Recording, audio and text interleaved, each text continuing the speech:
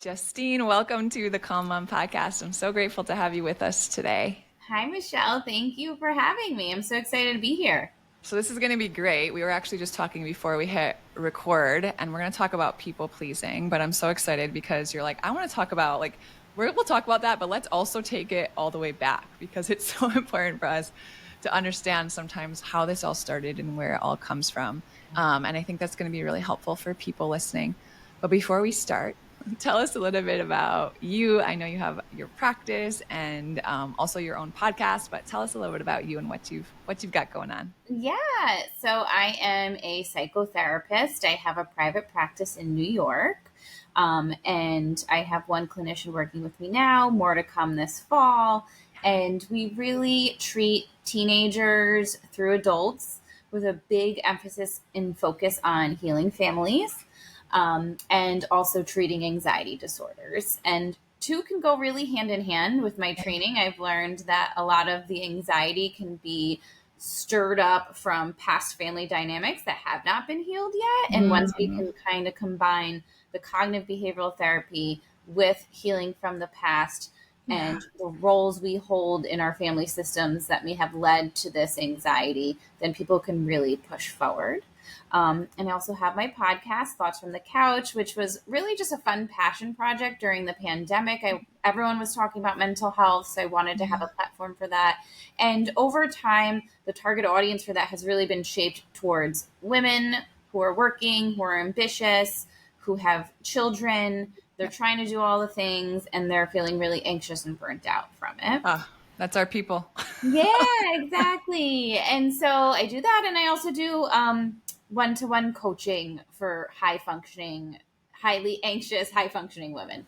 Okay. Wow, that's so awesome. I'm so excited for you to just pour your wisdom into me and into our women, our people listening, because we just all fit that bill.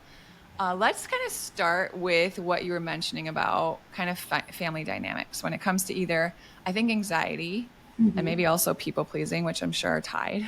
Yeah. What are some of the origins that people listening might be like, oh, that's so interesting because I can relate to that. And maybe that was where this all started.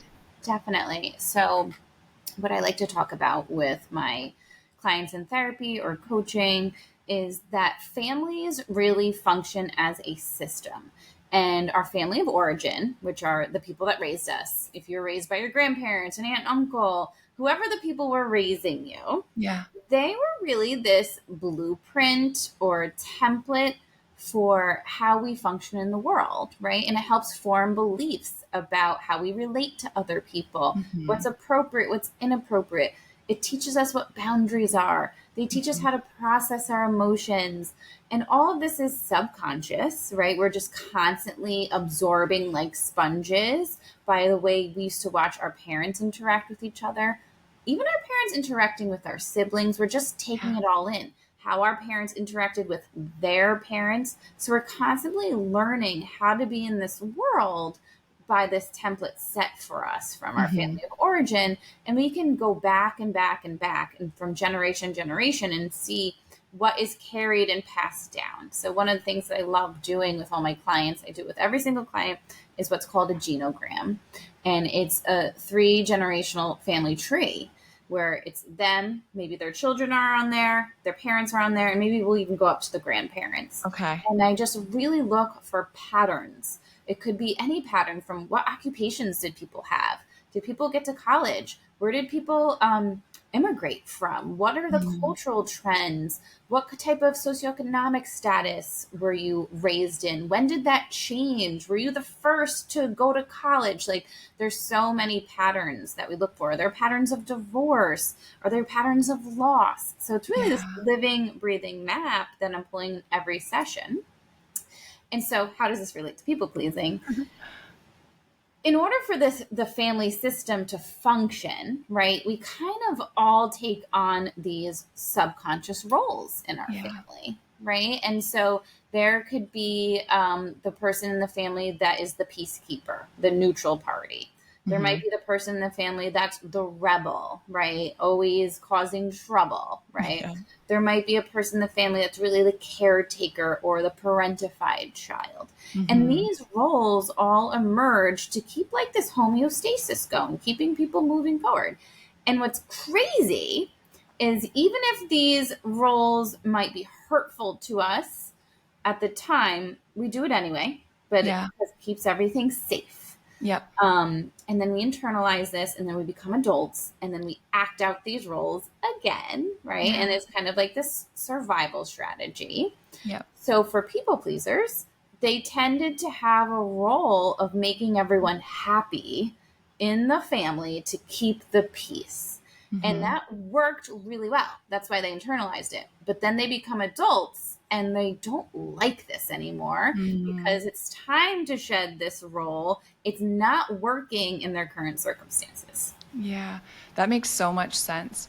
Do those roles tend to start or happen a lot earlier than we would think? Like, how soon do we start kind of falling into these roles? So young. Like I always talk about the parentified child role Hmm. because that person usually becomes a caretaker and then they're still doing this as an adult. So I can think of clients that have come from divorced families and Yeah. maybe they lived with their mom most of the time and let's say the mom was an alcoholic, right? As young as 4, 5, 6 years old, if you were the oldest sibling, Yeah. you kind of caught on that mom couldn't really take care of herself and everyone else very well. So you started getting your own breakfast or waking up your siblings Yeah. or really taking on a role of caretaking other people or maybe even your mom, right? Yeah. Making sure she was okay. So it Hmm. can develop as young as like early childhood that we fall into these roles. Wow. I think too, when you give, that example, I think a lot of people would look at that like divorce, alcoholism in a parent and be like, okay, I associate that with trauma. Like I get that. I get why that would. But I think that the way we fall into these patterns can also be a lot more subtle. Like for the people that are listening that are like, oh, but I had a really normal childhood or like we had a good family. Everyone was like, but still they find patterns of people pleasing. Talk Yeah. to me a little bit about that because I think sometimes like if we don't have this big event or this big trauma, we can be like, but that wasn't my story. Like how did I end up here? Absolutely. I love that you point that out.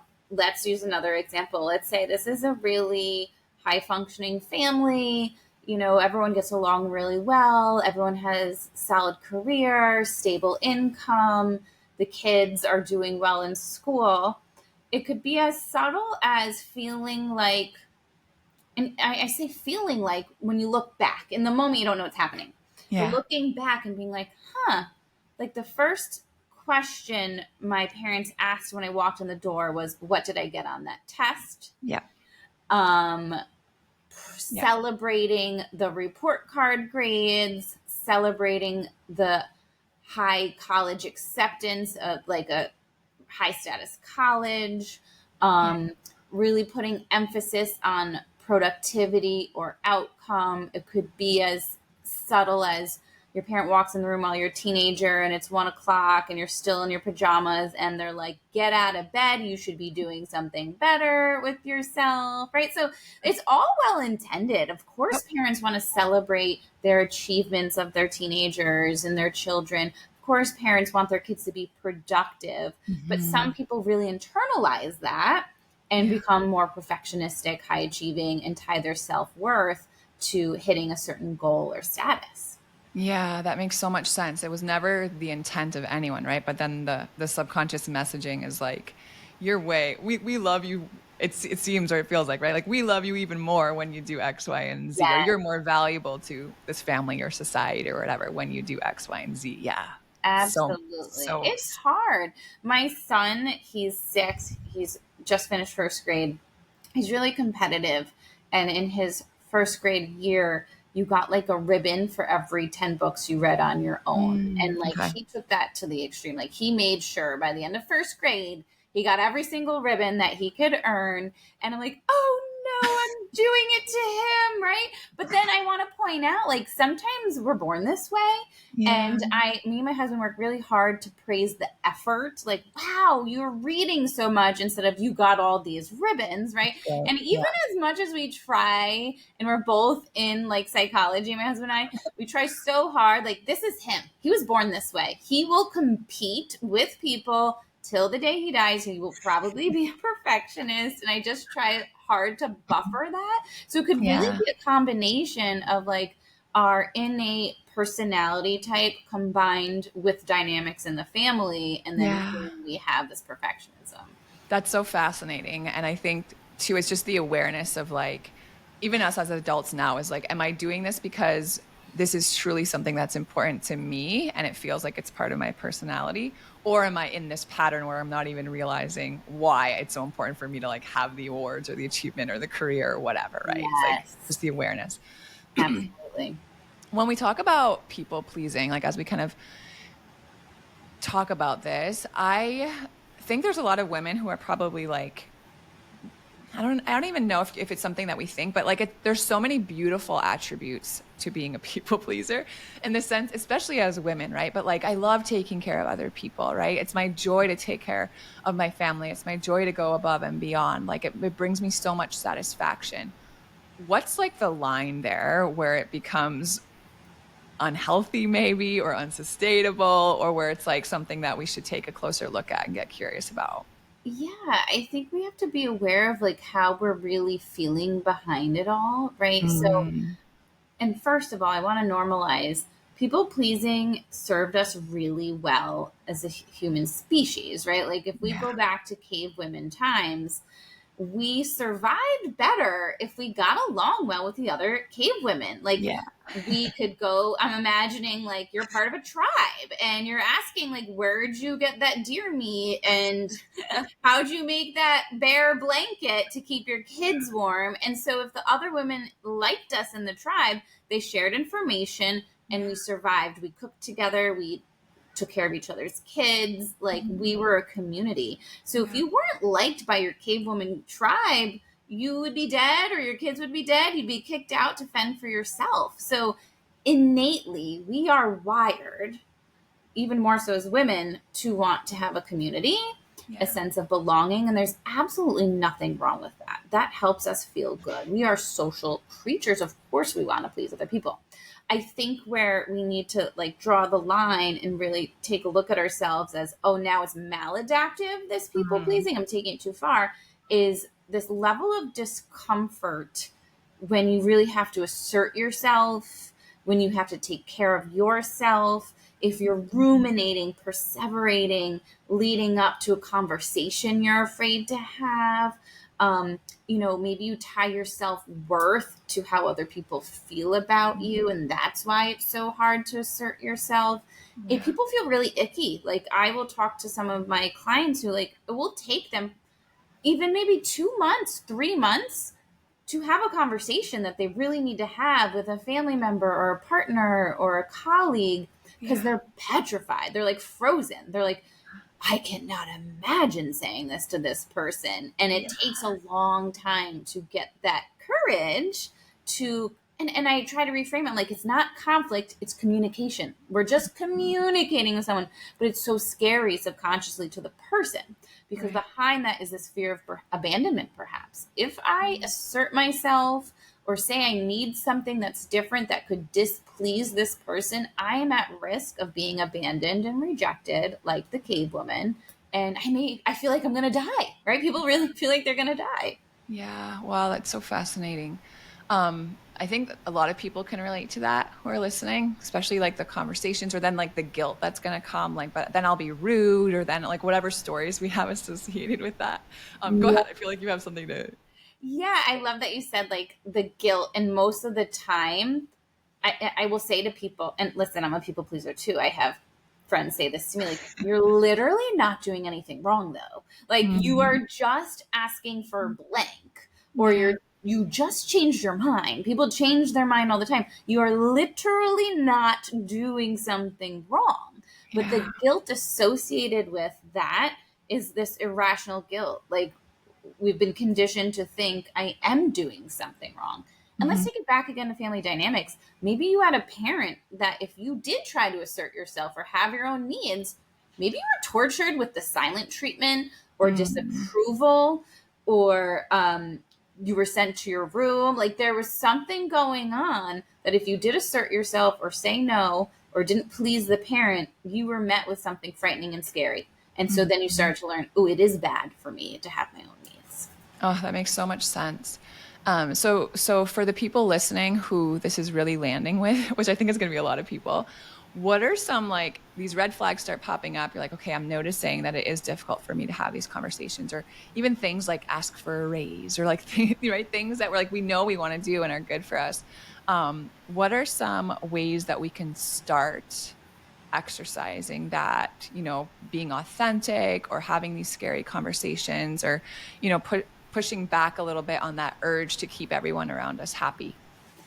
Yeah, I think first we want to pay attention to the shoulds that come up Hmm. in our thoughts. I That's so think good. shoulds are a great red flag for the person to be like, where did the should come from? So, for example, I this is a silly example it's coming to mind. Like, I should always weigh this weight. Like, this Yep. should be my weight, or Yeah. this should be my size, or I should work this much, Yeah. or I should get this promotion, or I shouldn't. We want to look at shouldn'ts. I should never make my boss angry. I should never make anyone mad. I should always make people happy. So there's these shoulds or should nots that are all over the place in a people Mhm. pleaser's mind. And we want to start to pluck them out and really challenge them. Look Yeah. for like fact versus fear. Like, factually, is there information saying this person will be mad at you? Is there any indication that you're going to lose your job if you ask for the raise? Like, you're usually connecting things that don't have anything to do with anything at all. Yeah. And then challenge that and reframe it and write it out. Like, with clients, I often do if then statements. If Mhm. I do this, then this will happen. And they laugh when they say it out loud. They're like, yeah, I get it. That doesn't make any sense. And then they Yeah. come up with a new thought. I think affirmations are really helpful. And I know everyone's talking about affirmations, but really, like, write them in the notes section of your phone. Put them on a Mm. post it. Write it on your bathroom mirror. Like, Yeah. I am allowed to Mm. change my mind. Come on. Yep. I am allowed to say no. I am allowed to pause before I give an answer. Like, there's going to Mm. be individual things that you guys can say to yourselves to help work on this. And lastly, I'd be like, practice the boundary setting. And Mm. it's hard, but start small. Like, pick something this week that maybe you did change your mind about. And you have Mhm. to go back to that person and say, oh my God, I'm so sorry. I originally said yes, but I'm actually going to have to say no. And Mhm. sit with how uncomfortable this is for you. It's okay to Mhm. be uncomfortable. And most of the time, that person's going to give you a positive response or say, okay, no problem. And then, Yeah. Right. phew, why didn't I ask this sooner? And now we rewired your brain. Now your brain knows it's not as scary as you think it is. Yes. As you're sharing all of this is so helpful. I'm thinking about how sometimes when I have to have those conversations that I'd rather not have or whatever it is, something that I'll do that's kind of helpful. And I'd love your take on this because I don't know if this is real or if this is just like a dynamic for me. But sometimes I'll even think of like, what would my husband say? Or what would my husband do? Because I know that when it comes to things like that, he's like, it's one sentence, it comes out, he doesn't overthink it. And it's like, then he's able to move on. Where I'll like overthink it, I'll script out this whole thing. I need to have all these justifications or like whatever it is before I can let it out. And then when I'm like, okay, what would Jeff say? And then Yeah. I'll sit down and I'll just say it and it's done. I'm like, wow, that was so much. Like, I didn't need all that extra stuff I thought I needed. Is that like a gender thing that you generally see in just how we communicate differently or the way our brains are wired? Or like, talk to me a little bit about that. I think it's also like, and I'm sure there's a million different answers, but this is my take on it. I think there's societal modeling Yeah. where, like, years and years and years, Yeah. women have had to be the flexible ones. The women Hmm. have had to be the ones that turn themselves into pretzels to make life work for their family, their relationships, their Yeah. careers. And so I think a lot of it is modeling. Like we saw our mothers and our grandmothers and our great grandmothers put themselves into pretzels to make everyone else really comfortable. Yeah. And that's a problem, right? And I also think like we men have had fathers and grandfathers that have modeled like you should stand up for yourself, you should say no, you should have boundaries, you should be assertive. So I think Yep. it's a lot of modeling Yeah. that we've internalized, and now today in like 2024 like things are drastically changing and shifting about gender roles and gender stereotypes, which is awesome. Yep. So I think part of that is conditioning and part of that is like Mhm. temperament too. Right. True. I think like women are naturally just more, um, they have a brain that is more of a caretaker, nurturer, thinking about what other people think and feel all the time Makes by sense. nature. Yeah. Yeah, that makes a lot of sense. You mentioned something earlier that I'm like kind of curious about. You talked about how anxiety also can come from the family dynamics. Yeah. And I'd love to hear a little bit more about that. And then you mentioned a term about, I don't remember exactly what you said, but something like high capacity, high functioning anxiety or something like Yeah. that. Yeah. Okay, High talk to me about that. Yeah. So, anxiety, first of all, is an emotion we all need to survive, right? It kept us safe as Mhm. a species. And I'm sure your audience knows that. Um, and I think we, again, comes back to modeling and also genetics, right? So, if you Mhm. have had a family member, a parent, a sibling that has struggled with an anxiety disorder, you're genetically predisposed to one yourself. And Mhm. all it takes is a life event to get those genes turned on, and all of a sudden you have some symptoms. So, Mhm. one is like genetic influence, the other is modeling, how family members handle anxiety. A lot of families that scream and yell, we think they're angry families. They're actually very anxious families because Interesting. anxiety puts you in fight, flight, or freeze. And Yeah. we have a lot of fighters. So you see someone immediately yelling, like their frustration tolerance goes from 0 to 100. The way they communicate about things is just, let's just yell and have conflict. But if we slow them down, usually, and sit them Mm. down, they're not really angry. They're petrified that you're not going to Wow. see their point of view. They're petrified that you won't understand. They're petrified that something's going to go wrong. I always give this Mhm. example if there's moms listening.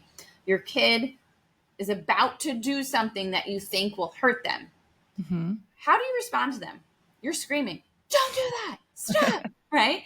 You're Yeah. not actually angry at them. You are Yeah. petrified that they're about to hurt themselves by True. accident. Yeah. So I really have found that angry families are anxious families, and they Mhm. just haven't learned yet how to regulate the anxiety and communicate their fears. So that is one way it manifests. And again, I think the roles that come up subconsciously can reinforce anxiety, right? So if you're more likely to be the high achiever, the golden child, the perfectionist, the people pleaser, you're probably going to struggle with what I call high functioning anxiety. I'll get to Yeah.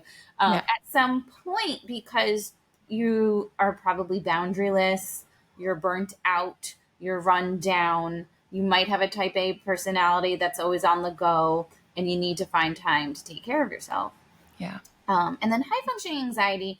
So there's anxiety disorders, right?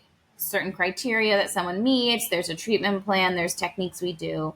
High functioning anxiety is like you don't look like you have anxiety. You may not even realize you have anxiety, and you don't quite meet criteria for an actual anxiety disorder, but maybe you really relate to perseveration. You can't stop thinking about things, but you Mhm. could sleep, right? Mhm. Anxiety disorder might be like, I'm thinking about things all night and I have insomnia. High functioning anxiety is like, I'm in all day long, I've been thinking about this worry and I can get myself to sleep. I'm eating, I'm functioning normally, but inside there's constantly this turmoil, this tension Mhm. that's like looming in the background.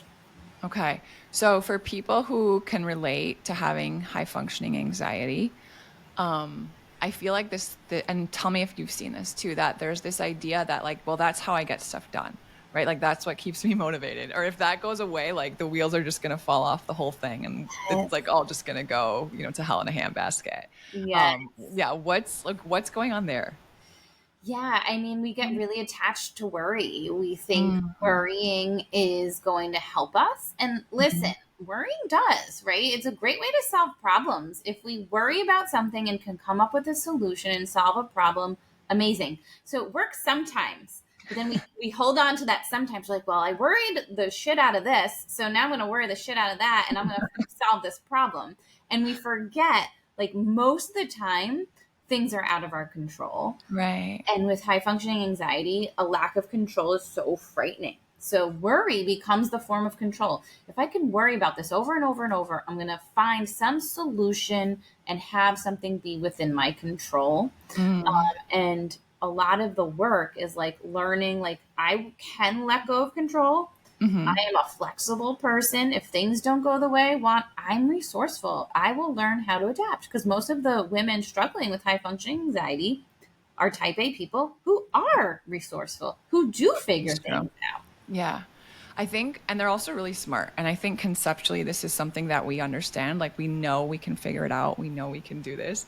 So is it just a matter of like, try it out, see if you can like let it be messy a little bit. And then the next time it'll be a little bit easier? Or is there another way we should go about kind of trying to work through this? Yes, I think it's a lot of, there's a few things, and this is how I would tackle it as a therapist. I would use a lot of cognitive behavioral therapy. I would do, let's look at the way you're thinking about things and try and pluck out these really unhelpful thoughts and put them away Mm-hmm. and think in a more helpful way, Mm-hmm. combined with exposure therapy. Let me expose you to feeling out of control.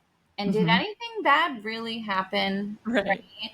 Let me expose you to this fear that is making you feel so anxious. And then once we do it, we realize not that bad. I'll give you an example. I'll use myself, right? I knew that I was talking to you today, and I was like, okay, I need to prepare. Like, I need to go through her questions and I need to make sure I have time to do that. And I want to have like perfect notes for my responses.